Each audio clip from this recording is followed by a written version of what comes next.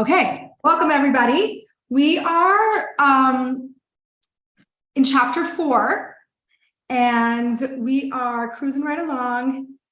What we're in, I'm just going to give you a quick reminder, and then we'll set our intention, and then we'll start class. So remember we spent a lot of time talking about fasting. We put that aside. We're now back to talking about what the crux of this book is how to return to Hashem when we need to, right? And so we're back to talking about that. And we started off by talking about the tetragrammaton name of Hashem, the Yud, the Hey, the Vav, and the Hey. I have it written down here from last couple classes. Remember that? And we talked about that there's 2 levels of tshuva, the lower tshuva and the higher tshuva. And we talked about how there's different ways that Hashem cleanses our sin. And then there's some extreme scenarios, right? We talked about kares, which is death before 50, and then death, what was the other one? Kares, or death by the agency of heaven, which was death by the age of 60, right? And talking about that those things don't really happen anymore. And what happens when we see people who we know have transgressed the sins that deserve those consequences, but we see them living very happy and successful lives. And then we went on to say, in order for us to understand how all of this works, we need to understand the origin of the soul, right? The soul's root. And any of us who have been along the Tanya journey know some of this, right? We refer back to the root of the soul being is a piece of God, but we add a new element to it that's never really discussed in the first book of the Tanya. And that is the Yud, the Hey, the Vav, and the Hey. Our soul literally is a piece of that name of God. And we are in middle of discussing what is special about that name of God. That's where we're at right now, okay? So we, in our Sunday Tanya, in our Bozeman Sunday Tanya class, we have discussed and pondered the importance and the benefit of setting an intention, right? So when you do something and you do it by rote or you do it just out of habit, it's great. You do it, you get the credit for it.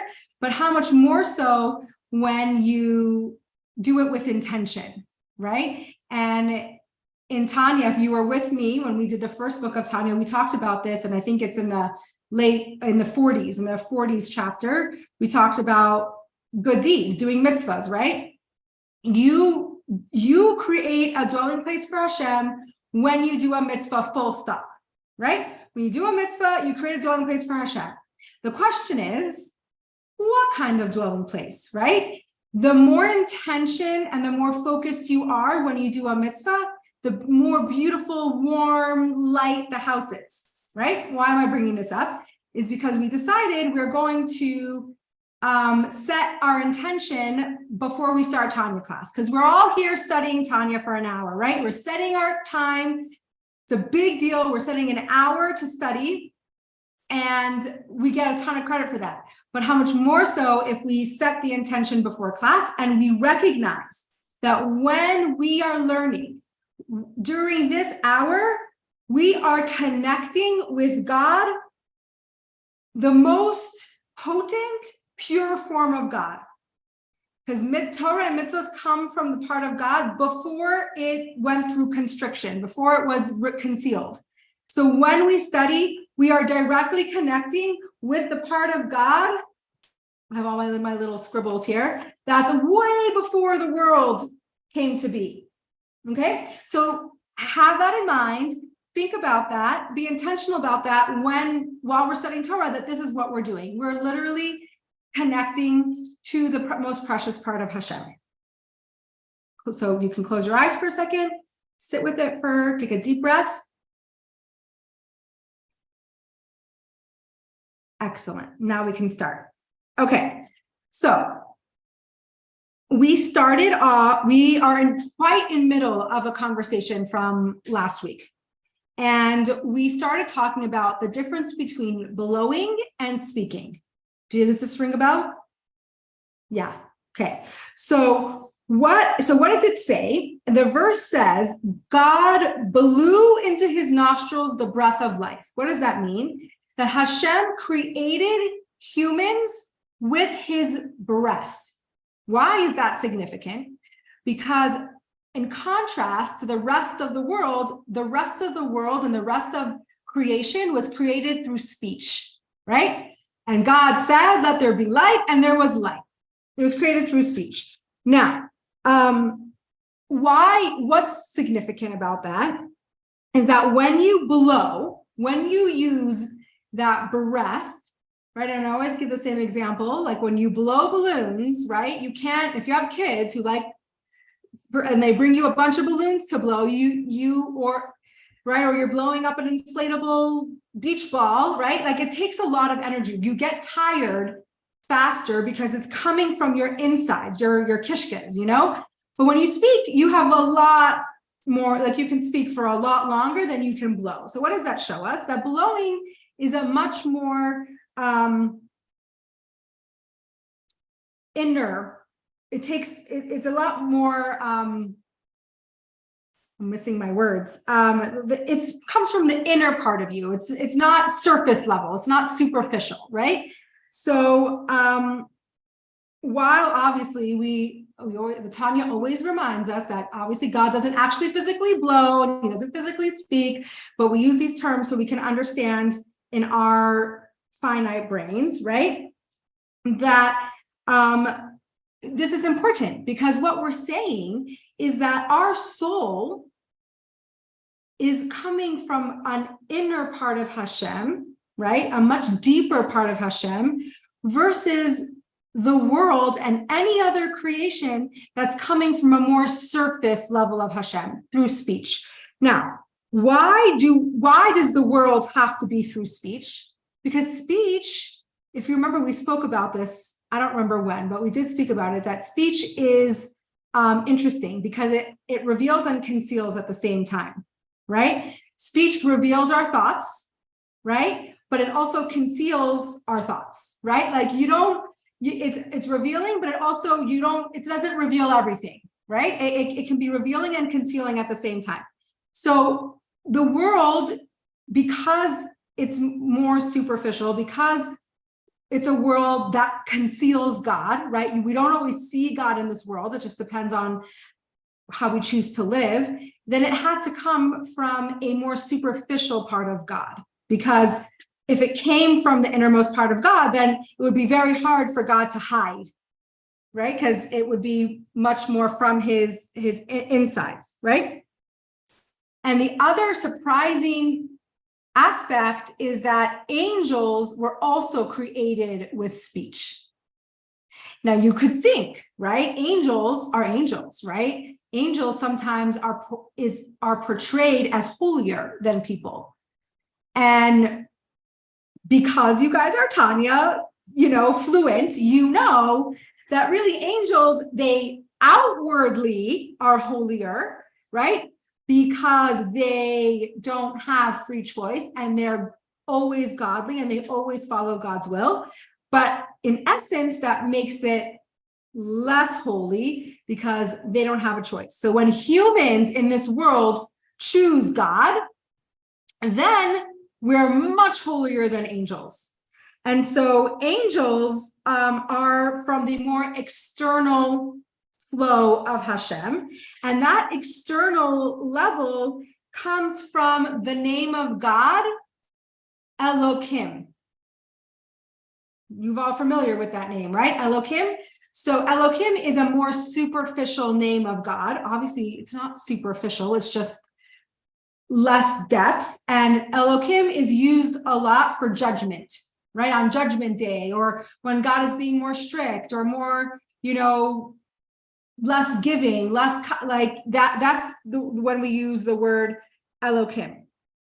So angels come from that more surface energy from Hashem. And humans, the soul is rooted in the most sacred name of Hashem, the Havayah, the Yud Hey, the Vav Hey. And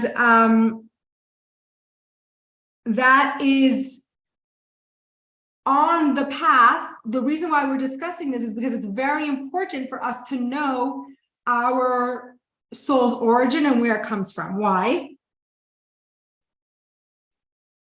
Because if we need to return, right? If when we transgress or we sin or we veer off the path or we don't do something we should, right?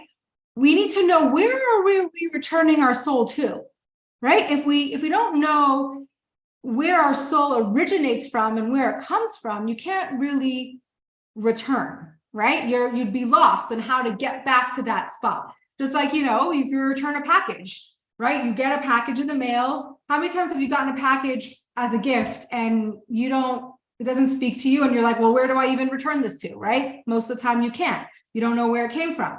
But in order for you to return something, you need to know where it comes from, because that is what's going to determine how you get back there, right? How do you return your precious soul to its source? And the source is the innermost part of Hashem. Your soul is coming from Havayah, the name of Hashem that expresses who Hashem is. Not in his judgment phase, not in any other characteristic of God. It is God himself. And again, we know this because we've repeated it over and over and over again, but I think it's never said enough. Our soul is a piece of God. Like, as much as we know it, but when we actually think about it, that's a very, very powerful thing to recognize and think about and really connect with the fact that our soul is a piece of Hashem. So when we stray, and are we going to? We are going to, right? It's not optional, right? We are not a tzaddik. We are not trying to be tzaddikim. We are down here in this world with two souls that want opposing things. We're in constant battle. Sometimes we win and sometimes we don't. If Hashem didn't expect us to sin, what would happen? He wouldn't give us the path of tshuva. If he expected us to be perfect, right? If there was no such thing as making a mistake, there would be no option of return. In the message of tshuva itself is where we know that, of course, we're going to mess up. Of course, we're going to need this, this process, or else it wouldn't be an option. Okay, so that's important to keep in mind. Sometimes, when we talk about sinning, we could feel shame. We could feel, like, what's the point, right? Well, why should I even try? And I'm here, and the Tanya is here to remind you and to tell you, we're all there. We all do it, right? The question is, are you going to take the time to reconnect? And like we keep saying every single class, is that it's never not an option to reconnect. And remember what we said last class. Even if you have in mind to sin, right? And then return after, even if you like, okay, I'm going to sin, but now I know the process of tshuva. I know what I have to do. So I'll sin and then I'll return. Does that work? It's not going to work really well. What does the Tanya say? The Gemara says, no, you have no path of return. But then the Alter Rebbe says it can't be, because we literally know that there's no such thing as not being able to return. So what it means is that Hashem is very much a partner in our process of return. If he sees us authentically trying to return to him, he sometimes fills in those blanks that we don't always get to, and he makes it easy for us. But if you sin with the intention of returning, you lose Hashem's support. And it doesn't mean you can't return, but it means it's going to be a whole lot harder. So don't put yourself in that position. If you sin because it's the circumstances and you couldn't muster enough control and you just failed, that's one thing. But if you go and intentionally decide that I'm going to eat this cheeseburger because I now know that I have a process of return, that return is going to be very difficult. Not a good plan, right? Okay, so now we are moving on to the new section 3 in chapter 4, and this to me is a very fun section. It's going to take us a couple of weeks probably, but it is digging more into the name of Havayah, the tetragrammaton name of Hashem, the Yod, the Hey, and the Vav, and the Hey, okay? And we are going to decode the meaning of the 4 letters of this name of Hashem. And we're actually going to explore and understand how the 10 spheros, the 10 adornments, they're called in this chapter, but the 10 powers, right? We've talked about it many times in the first book of Tanya, how all of those are alluded to in this 4-letter name of Hashem. So this is, to me, very fascinating and fun, and we're gonna go into depth into that, and for this next couple of sections. So where are we? I'm going to quote you a verse that the basis of all this information comes from. Okay, so we want to understand how the soul in its root is connected with the name of Havayah. Why? Because we just said that our soul comes from that 4-letter name, right? Our soul comes from the innermost part of Hashem, which is represented by this name of Hashem, of Havayah, right? What do we know about our soul? It's made up of what? The 10 powers, right? The 3 intellectual powers and the 7 emotional powers. We know that from the first chapter of Tanya. We know that that's how our soul expresses itself. So we're going to understand how all these 10 powers are really come from this 4-letter name of Hashem, which proves that our soul is part of Hashem, right? So it's esoteric, it's a little deep, but it is always practical in nature. Like, we have a reason why we're going into this, okay? So there's a quote from Elijah, okay, Eliyahu Hanavi, Elijah the prophet, and it goes like this. I'm going to read it in English. It is you who produced 10 adornments. We call them the 10 spheros to conduct hidden worlds. You are wise, but not with a known wisdom, chachma. You understand, but not with a known understanding, bina, right? So we're going to explain. This is the primary source and text for the 10 spheros. So, sorry, go ahead. Can you repeat the Repeat quote? it? I was trying to Sure. type it, but I couldn't type fast enough. Absolutely. And by the way, if you have the set, it's in this book, it's page 69. If it is you who produced 10 adornments, we call them the 10 spheros to conduct hidden worlds.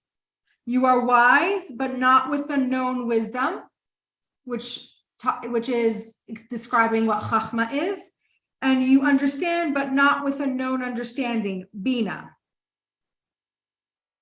Okay, so this is, by the way, the source of the 10 spheros in general. This is where we know where the 10 spheros come from this source. Whenever we talk about the 10 spheros, it's because we are taking it from this quote.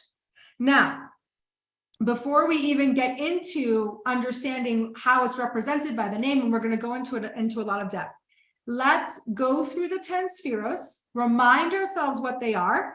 And by the way, this is the first time we really go into it in depth with the text. In the first chapter of Tanya, it really goes over it very quickly. So what do we have? We have 3 intellectual soul powers, right? The mothers. Remember, they're called the mothers. Why? Because where do our emotions come from? Our thoughts, right? Our emotions come from our thoughts. What we think about is what we end up caring about. I've drilled that into you for many times, right? So we have chachma, which is translated as inquiry. or wisdom. We have bina, which is cognition or understanding. We have da'as, which is recognition, knowledge. Okay, the Tanya translated as inquiry, cognition, and recognition. I wanted to do wisdom, understanding, knowledge, because that's the more known terms, especially when we talk about Chabad, right? Chachma bina das, wisdom, understanding, knowledge. So we have inquiry, cognition, recognition. Then we have 7 emotional attributes. Okay, this is what the Tanya's never really translated these for us before. So we have chesed, which is love, kindness, giving. Okay, we have gevura, which is power, judgment, discipline, fear, right? All those fall into the category of gevura. We have tiferes, which is beauty, compassion, harmony, truth. It's ringing a bell. We have netzach. So we know a lot about chesed, gevura, tiferes, right? We talk a lot about chachma bina das, chesed, gevura, tiferes. Now we're going to go a little further. We have netzach, which is endurance. We have hod, which is splendor and gratitude. We have yesod, which is connection, foundation. And we have malchus, which is control and manifestation. Okay, you're with me? Sometimes the list of 10 spheros also include the transcendent energy of keser, which is crown, which is will, right? But not all of that's more elusive and not always tangible. So like how your will, your desire, your will. So sometimes keser, you'll find charts that have keser, which is on top, and then it goes through the other 10 spheros, okay? So these spheros, are you okay with me using the word sphera? In this context, we understand what we're talking about. Okay, so these spheros are not separate entities from Hashem. They're not separate creations. They are emanations or energies that are bound to its source.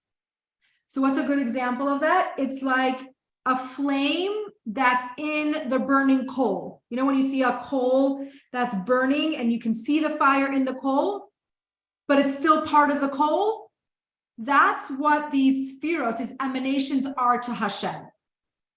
They are emanations, they are energies, but they remain part of its source.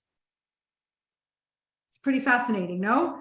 And so all these 10 spheros are represented in the letters of Yud, Hey, Vav, Hey, okay? And they're also hinted to in the shape of the letters.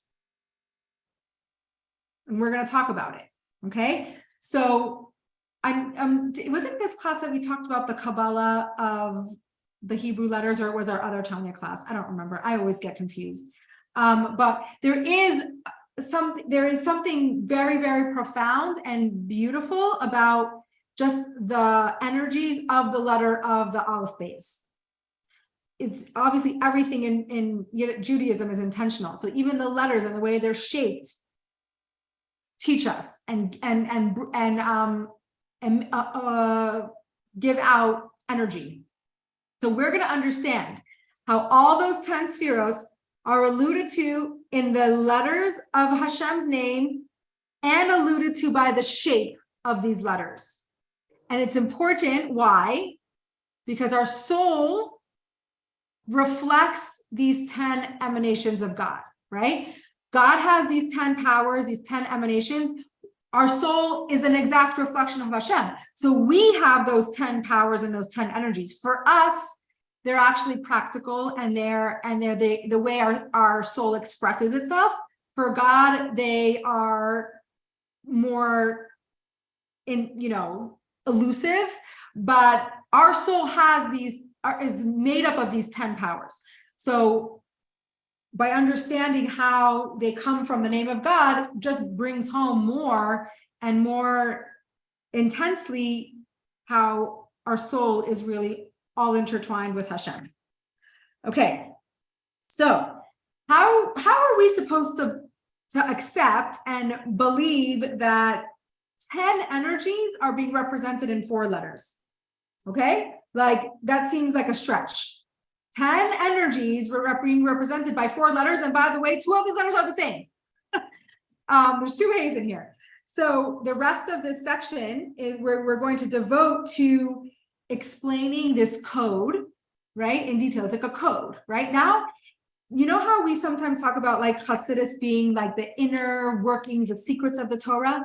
Like this is an example of that, right? This is code. Like if you're just learning Hashem's name, or you're just opening up, the Torah, the 5 books of Moses, and you're never going to get to this deeper part of the Torah. And then what happens when you now know every time you read Hashem, Havayah in davening, or you read it in the Torah, what are you going to think about every time?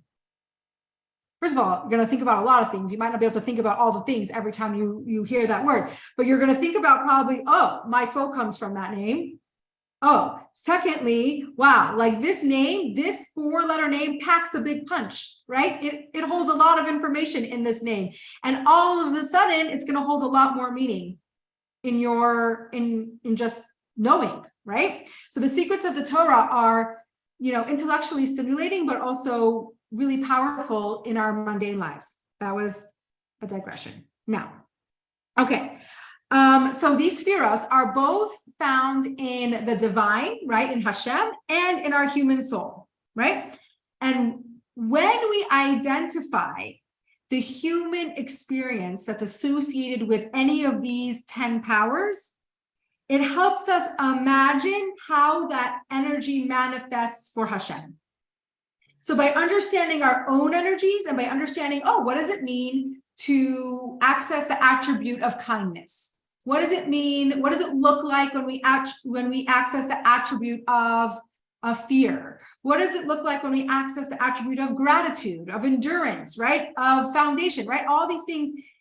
So obviously we are not the same as Hashem, but it gives us a better understanding of what it looks like when Hashem uses these attributes. By understanding how we access them, how we use them, helps us understand Hashem a little bit more.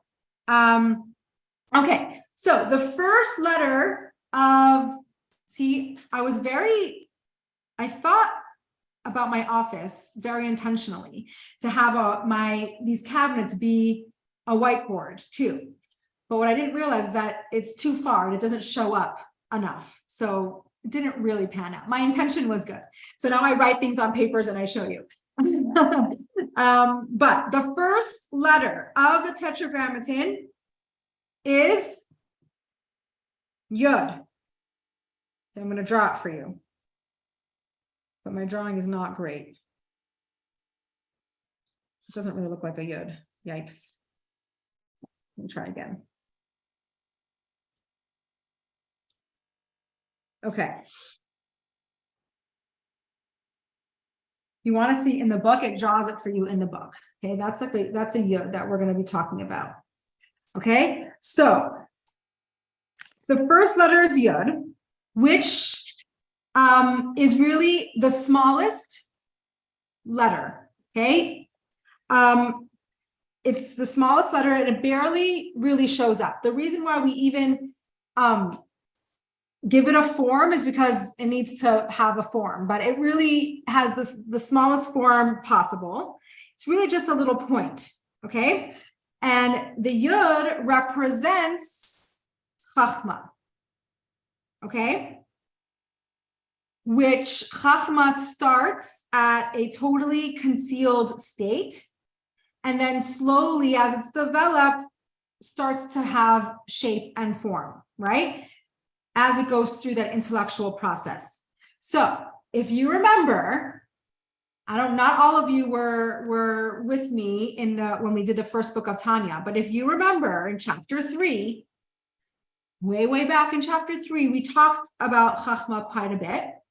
And what did we learn about Chachma? Chachma is the beginning of the intellectual process, okay? The moment you have an inspirational idea or a new concept pops into your head, right? I call it the light bulb moment. Right? The second you have a flash of inspiration, that's Chachma, that initial experience of thought that's undeveloped, right? You have an idea, but that's it. It's just an idea. It's that flash of inspiration. It doesn't have any shape or form. You couldn't really give it over. You couldn't really tell someone the idea yet. It's too abstract. Okay, that's Chachma. Okay? In the divine realm, that corresponds to the first start and like the emergence of energy, which powers everything that follows. Okay, so the first bit of energy. So this is represented by the Yud, the first letter of the Tetragrammaton. And the reason why the Yud is so small and like relatively shapeless compared to all the other letters is because it's undeveloped, right? Just like Chachma is undeveloped, the Yud is kind of undeveloped. When you see a Yud in the Torah, or even in I'm going to circle a Yud in the text for you so you can see comparatively to other letters how really small it is.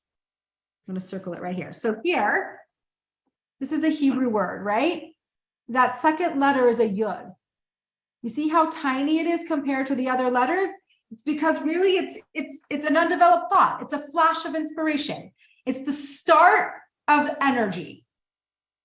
So you obviously, Chachma is very powerful. You obviously need Chachma to get things started. But if you just leave it at Chachma, you're not going to get very far, right? You're going to have a lot of these undeveloped ideas. We all know people, sometimes we are those people, right? That have a lot of ideas and they never go anywhere, right? Oh, this and oh, that and oh, this and or they have ideas but they have a hard time putting it down on paper or actually taking it somewhere. That's because it's the Chachma that's not being developed. It's stuck at its initial stages, okay? So, the reason why Chachma still does have a shape, though, there's still some energy to it because it is the bridge between formless and form. Formless is like really nothing, and form is a developed idea. The bridge between something and nothing, basically, is Chachma. So it has a form, it has a shape, but it's underdeveloped, okay? And the energy that's below Chachma, what comes after Chachma, is a much more developed energy. And the thing that's before Chachma has no form at all, right? It's not tangible whatsoever. So then we have this little thorn, it's called, this little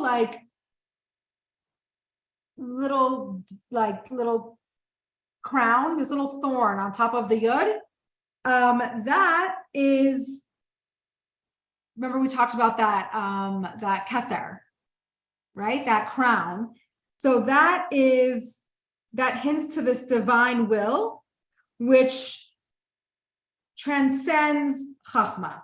Okay, so the thing that is even above Chachma is that will, that keser, right? First, there's a will. Wills are usually intangible, right? Our desires, our innermost things that make us tick, those are really intangible. So we have that little keser, that little thorn, which then develops into Chachma, right? Which is the Yud, right? And then we progress further, and we'll get there, okay? So what I'm going to tell you a little bit more about that thorn. Basically, it's even has less form than the body of the Yud itself, right? It's a teeny tiny dot, It's very thin. It's tiny and thin. And it's like almost, if you would think about it like a little arrow, it like points to something that's up there, but not really telling us what it is, right? It's that little like, by the way, there's something above Chachma. It's a little tiny line, and it's reminiscent, and it's showing us that there's something above that, but it's very subtle, okay? And so if the thorn were to be saying something, this is what it would say, and I'll quote. It would say, "What I represent is too subtle to be depicted visually by a letter, so I'm just pointing to something outside and beyond." Yeah? So it's basic. I'll say it again. I'll quote it again. "What I represent is too subtle to be depicted by a letter, can't be depicted by a full letter, doesn't get a full letter. So I'm just pointing to something outside and beyond." So what is this alluding to? It's alluding to the transcendent quality of will, which drives all our activities, mental, emotional, and practical. But you can't really associate it with a certain organ or place in our body, right? This is very, very fascinating. It's the will that what drives what we do. It's behind our actions, behind our thoughts, behind our feelings, right? It's the thing that drives us. Could you say you know in your body where that thing that drives us is? Like, do you know that it has a spot? It's too elusive for that. It's all of us, right? It's nowhere and everywhere at the same time, right? So that's what will is. Will is the thing that's behind everything that we do, say, or think. So that's in human realm, right? In the divine realm, what does this represent? This represents the energies that transcend Chachma. So it would represent the will that drove Hashem to create the world, right? What's behind the creation? What's behind all of everything that's a form, people, creations, is God had it. What do we say all the time? God had a desire. He had a desire to have a dwelling place here in this world. Very elusive, can't really pinpoint it. We don't really have a spot for it, but it's there. It's the will behind everything else. So behind the action of creation, behind the action of energetic form is the will. Okay, any questions about Chachma or the letter Yud? No? We're good? Okay, so what happens after Chachma? After Chachma, we have the mental process of Bina. Okay, what's Bina? Understanding, cognition, right? And that's represented by the second letter in the Tetragrammaton, which is Hey. And it's hinted to also by its shape.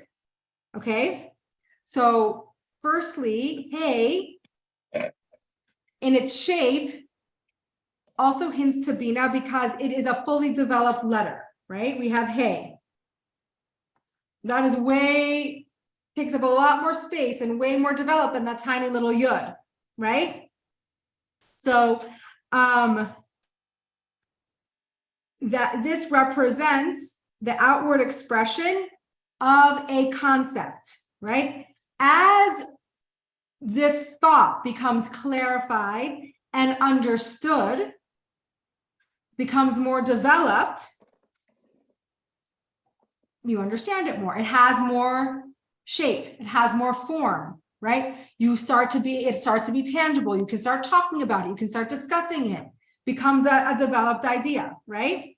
So Chachma is that flash of intellect, right? And it actually is looking and seeking for articulation, right? It needs assistance to be completely developed, right? So it needs that different energy.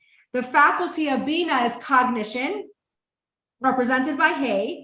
So spatially, Hey is everything that the Yud lacks, right? It's fully formed in both dimension and width and height, right? It has dimension, width, height. It's so much more present than the Yud, right?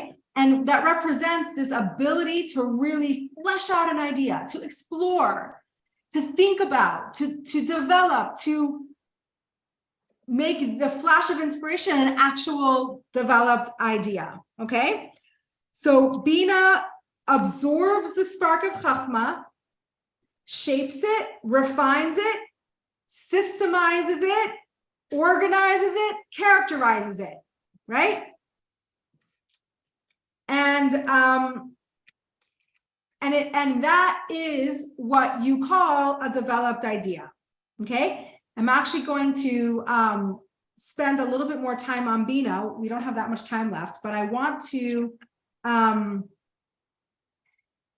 found very fascinating in a different Tanya resource, to really flesh out the dimensions of Bina. So first of all, if you remember from our first Tanya class, that Bina is also compared to the womb, right? Why?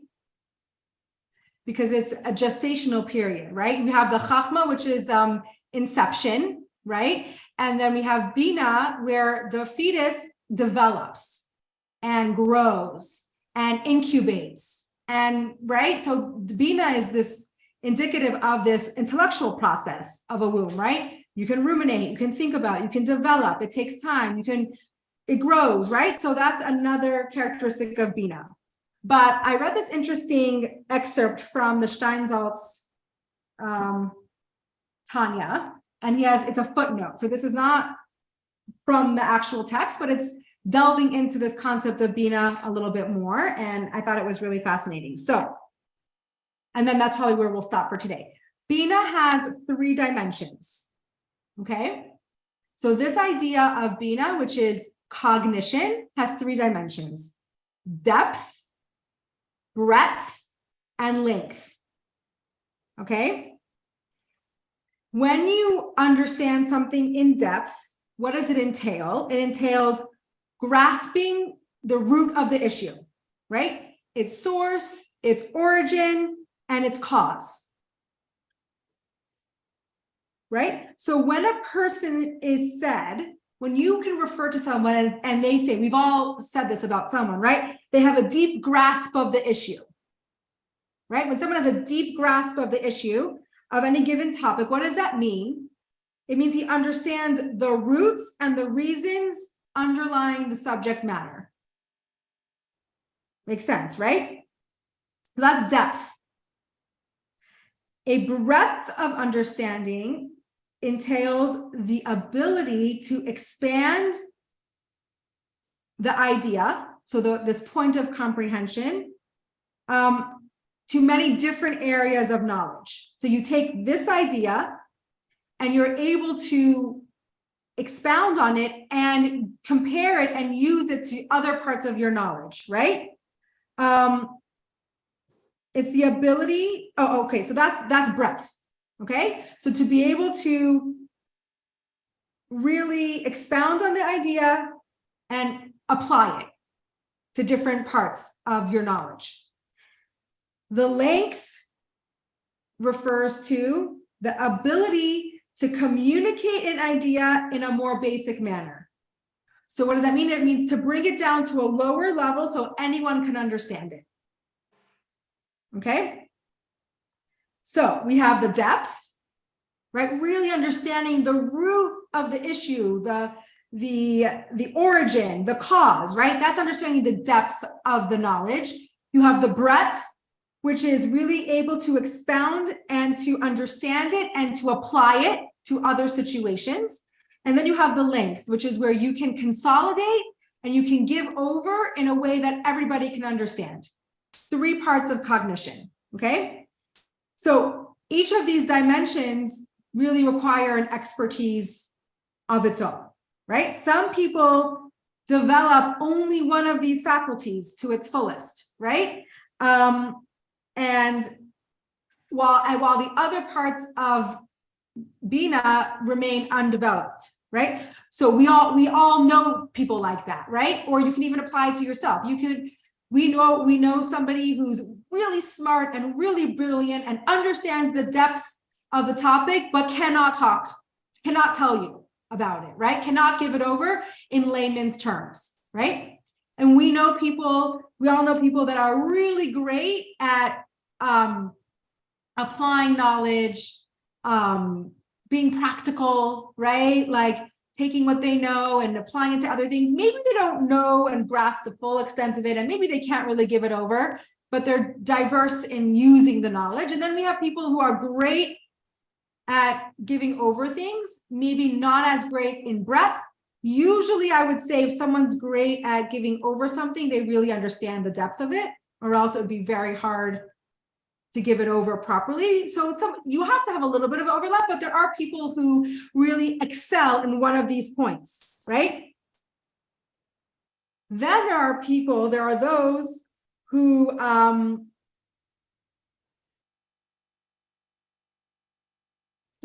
this is an example of not having all of them. There are people who, as the example he gives, there are people who think deeply into things.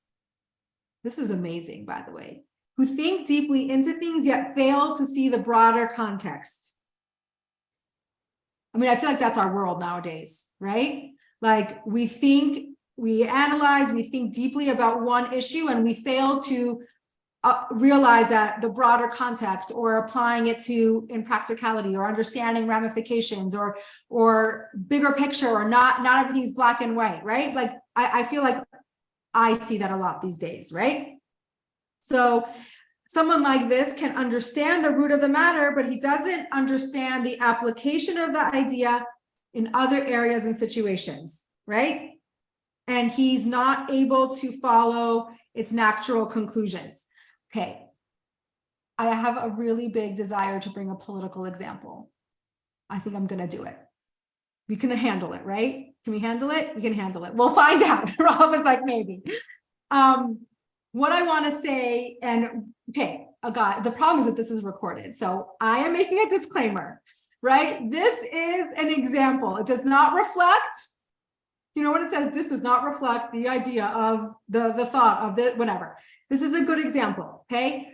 Take abortion, for example. When the world says no abortion, black and white, you fail to apply these concepts in particular situations, right? You have an idea, you maybe understand the root cause of this idea, maybe it's maybe even valid, but when you fail to have a black and white ruling, and you fail to see bigger picture, where sometimes maybe, saving the life of a mother, or medical, or all those reasons, and it's black and white, I feel like that's an example of taking a concept and not really able to follow through its natural conclusions, right? Okay, am I safe? Makes sense. So that is, I think, what we suffer from today, right? We have blinders on. We understand the idea. We maybe even, and it's valid, right? There's really good reasons for having these thoughts. But then when we fail to apply the thoughts, and then we come away with rigid black and white thinking, that's our brain not being flexible, our brain not really having the ability to actually understand the concepts even as deep as you should, right? Because if you can really apply the idea, you're able to be nuanced about it. Anyway, good example, but not perfect, but good. Okay, so then we have others who naturally grasp the details and ramifications of a particular subject, but cannot grasp the underlying issue behind the underlying reason behind the issue, right? That's equally not great, right? If you can apply, right, but you don't really understand why, chances are you're gonna, run into some issues, right? But it has its strength, right? This type of person can categorize, he can compile facts. You know what I feel like it's an example of is statistics, right? Like you can really organize thoughts, you can come up with patterns and ideas and concepts, but not really is it important to know why or what's the root of it, right? It's more just factual based, okay? And then there are those who are really good at transmitting concepts and their application and their applications, but lack some knowledge. You can have a good teacher, right, who's able to give over what they know, right? Who they know things, they give it over, but they don't necessarily know a lot, right? They don't know, they don't have a wide range of knowledge. They just they are talented at giving over what they know, okay? So this is the people who are great at explaining and teaching, okay? That's where the length of Bina is developed in these types of people, right? They excel in the art of drawing down the wisdom from above to below and reducing complex ideas to simple explanations, okay? So all of these aspects are not mutually exclusive, right? On the contrary, the more well-rounded a person's intellectual capacities, the more he develops an aspect of each dimension, okay? So what we said before, generally, when a person thoroughly understands both the depth and the breadth of an issue, right? And he has the ability to explain it, right? And the ability to hone in on the essential points to give over, and he can have the insight to transfer this knowledge into other fields of understanding, right? That is a well-rounded, knowledgeable, smart, Bina type person, okay? Who was the smartest person in the world ever to live? Solomon? Yeah, King Solomon, right? He, the verse says about King Solomon that he spoke 3,000 proverbs. Okay, it doesn't mean that he articulated 3,000 different proverbs, but it doesn't mean he just said 3,000 proverbs. It means that he provided 3,000 proverbs to explain a single lesson.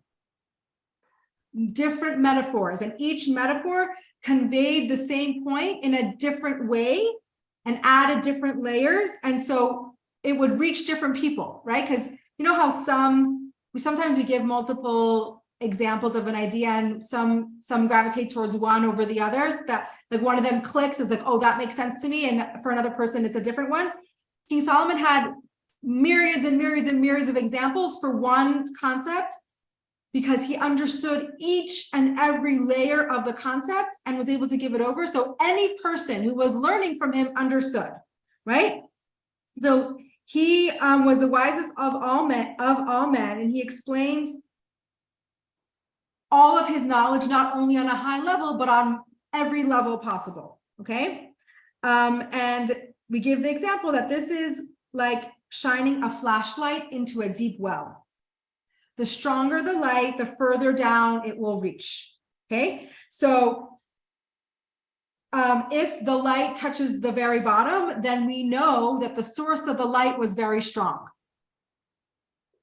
right? So if someone is very wise, right, then they can reach the least wise people, the people who struggle, right? Only, and this is a quote, only someone who possesses such vast wisdom that even the fools recognize his brilliance.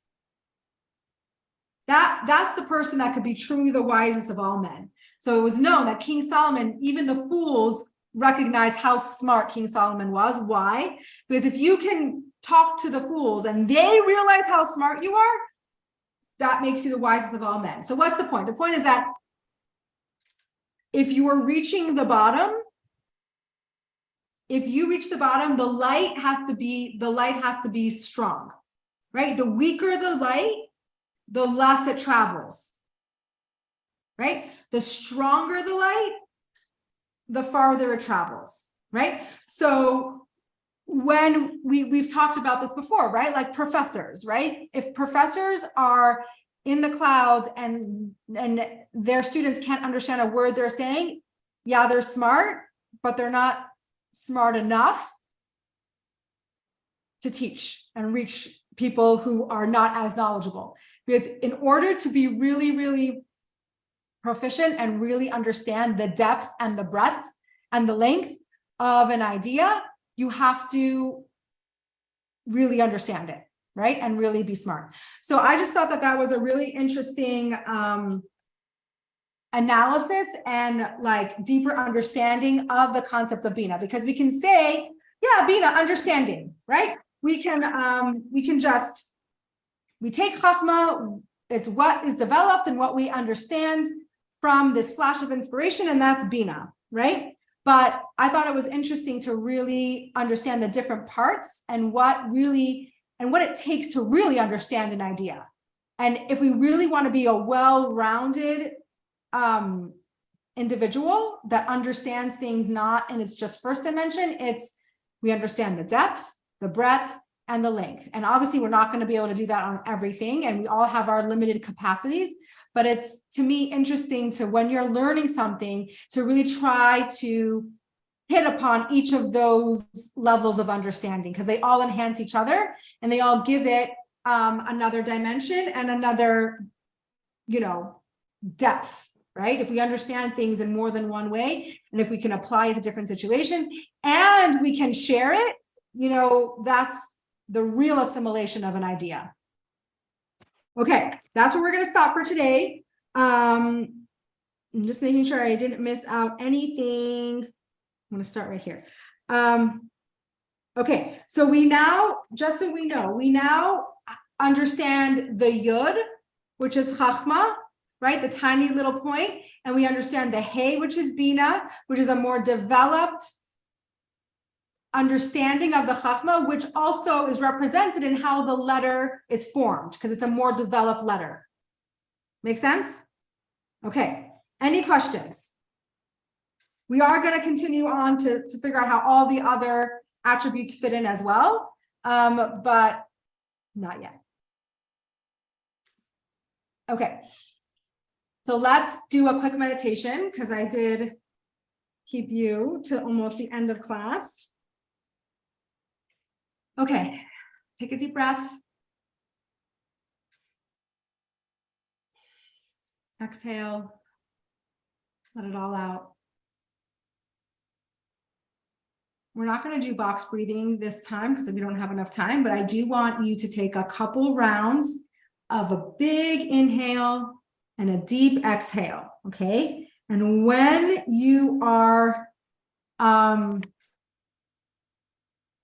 inhaling and exhaling, have intention, right? Because intention matters.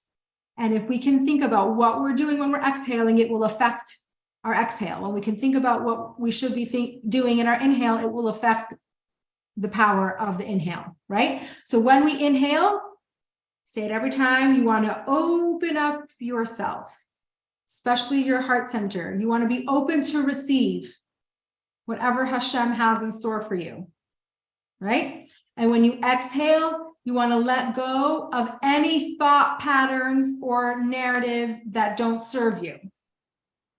We all have a lot of them. We tell ourselves things, we think things that don't serve us, that don't do well for us. So in your exhale, you're letting that go. You're letting out the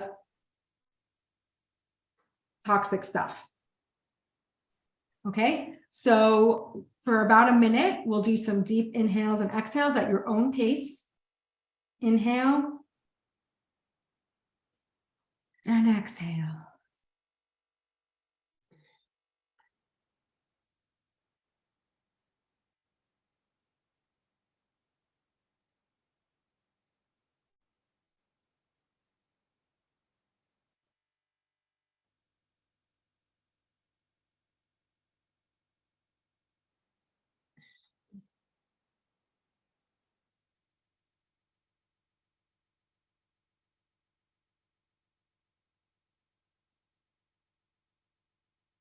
Okay. So, first and foremost, our soul is a piece of God. Not just a piece of God, but a piece of God that's represented in the name of Havayah. Yud, He, Vav, He. That was imbued in us with breath, right? Didn't come about through words, it came about through breath, which indicates the depth of the connection. So our soul is a piece of God that's represented by this, the most deepest expression of God, okay? We know now that all the 10 emanations of God are represented in this name. So the 3 intellectual powers and the 7 emotional powers are all represented in the name Havayah, in the name Yud, He, Vav, He. Because that's what our soul's made up of, right? What we know so far is that Yud is Chachma, He is Bina. Yud is that flash of inspiration, right? It has form, but very little form. And He is Bina, which is that developed, thought about, chewed over, applied concept. It's cognition. It's really understanding the depth, the breadth, and the length of the idea. The more we develop those 3 aspects of Bina, the more well-rounded we'll be.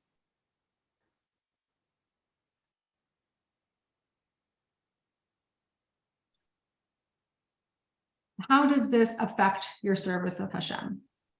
I didn't spell that out for you. That's for you to think about. How does knowing that our soul is from this majestic name of Hashem affect you?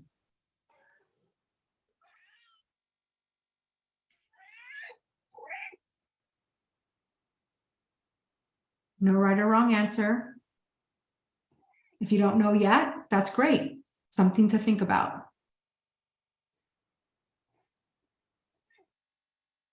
Bring your attention back to your breath. A couple deep inhales, a couple deep exhales. Pay attention to your space, feel grounded.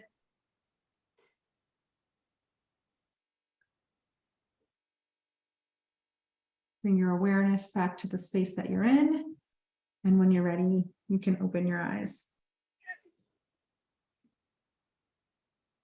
Okay, my friends, any questions, thoughts, comments, arguments? Thank you. Barbara, you have anything? No? Looks like you're about to say something. Yeah, somebody sent me something on Facebook about Einstein, and it's like he had, I would describe them as Hasidic beliefs very strongly. Yeah, I actually agree with that. Yeah. Yeah.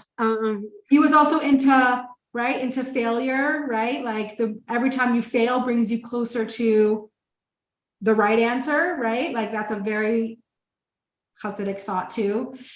Yeah. Yeah, and he was pretty smart, I would say. Yeah, I'm gonna see if I can get this. Yeah. If you find it, share it with us. I don't know how to Save send it, things yeah. from Facebook. Or you could just save it for next class. I'm gonna just stop the recording because it's going long. Just give me a second.